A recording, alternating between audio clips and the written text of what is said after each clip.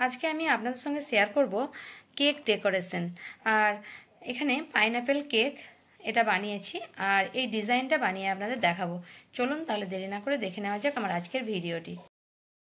এখানে ডেকোরেশন করার জন্য আমি একটা কেক বানিয়ে নিয়েছি, কেক স্পঞ্জ, আর এটা পাইনাপেল কেক স্পঞ্জ।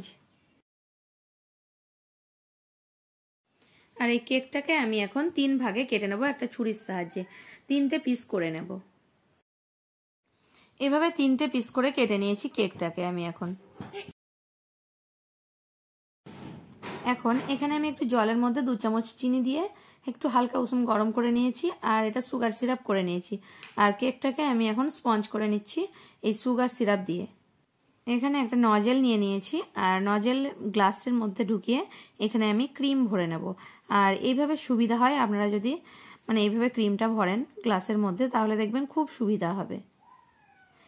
এভাবেই আমি ক্রিমটা ভরে নিচ্ছি।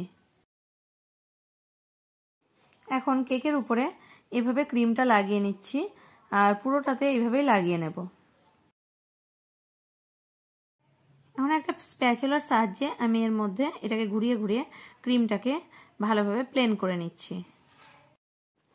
এখানে পাইনাপেল ক্রাশ নিয়ে নিয়েছি, যেহেতু আমি পাইনাপেল কেক বানাচ্ছি তাই উপরে একটু দিয়ে নেব।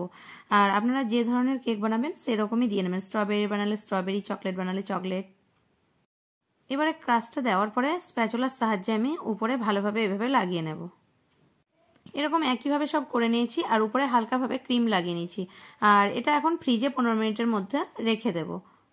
এবারে 15 মিনিট পরে ফ্রিজ থেকে বের করে আবার উপরে ক্রিম লাগিয়ে নিচ্ছি আর পুরো প্লেন করে নেব ক্রিম লাগানোর পরে, পুরোটা ক্রিম লাগানোর পরে।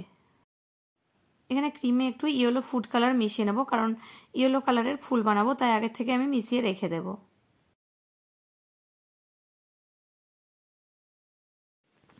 এবারে আমি কেকটাকে স্প্যাচুলার সাহায্যে আর একটা কার্ডের সাহায্যে ভালোভাবে প্লেন করে নিয়েছি। এটা একটা আমি কাঠের স্টিক নিয়ে নিয়েছি আর এভাবে ডিজাইন করে নেবো সাইডে। আর এভাবে ডিজাইনটা কেমনভাবে করছি দেখুন, একটু করে বরফি আকারে ডিজাইনটা করে নেব। এই যে ডিজাইনটা দেখুন আমি কেমনভাবে করেছি, দেখলে আপনারা নিশ্চয়ই বুঝতে পারছেন। তারপর একটা স্টার নজেল নিয়ে এভাবে ডিজাইন করে নিচ্ছি।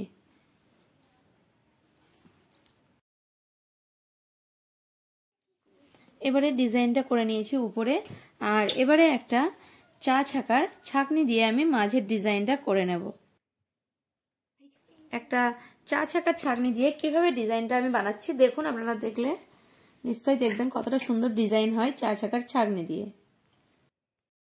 এবারে একই নজেল দিয়ে ছোট ছোট ফুল করে নিচ্ছি সাইডে সাইডে। এখন পুরো ডিজাইনটা দেখুন আমি এইরকম ভাবে করে নিয়েছি। এবারে একটা নামিয়ে নেব বোর্ডের মধ্যে। আর তাই আমি একটু ক্রিম লাগিয়ে নিয়েছি, তাহলে কেকটা নড়বে না, যখন বোর্ডে রাখবো। তারপরে দুটো স্প্যাচুলার সাহায্যে দিয়েই আমি এভাবে নামিয়ে নিচ্ছি কেকটাকে। বোর্ডে বসানোর পরে আমি একটু নিচে ওই একই নজেল দিয়ে ফুল বানিয়ে নিচ্ছি, তাহলে নিচে নাড়লে কিন্তু একদমই ভালো লাগে না কেকটা, তাই আমি নিচে নিচে একটু ফুল বানিয়ে নিচ্ছি। এখন দেখুন আমি পুরোটা ফুল দিয়ে সাজিয়ে নিয়েছি নিচেরটাও। এবারে আমি যে সিলভার বল আছে সেই সিলভার বলগুলো আমি সাইডে যে ডিজাইন করেছি এটা একটা চিমটার সাহায্যে লাগিয়ে নেব। আর এটা কিন্তু খাওয়ারই বল, সিলভার বলগুলো চিনির বা সুগার সিরাপ দিয়েই বানানো হয়। এটা দেখতে কতটা সুন্দর লাগবে দেখবেন কেকটা বানানোর পরে। এবার সিলভার বল লাগানোর পরে দেখুন আমার কেকের লুকটা কতটা সুন্দর। দেখুন আমি কেকটা তৈরি করে নিয়েছি। আর আমার ভিডিও যদি ভালো লাগে তাহলে আমার চ্যানেলকে সাবস্ক্রাইব করার অনুরোধ রইল।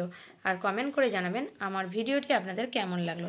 যদি ভালো লেগে থাকে তাহলে একটা লাইক করতে ভুলবেন না আর প্রচুর প্রচুর শেয়ার করবেন।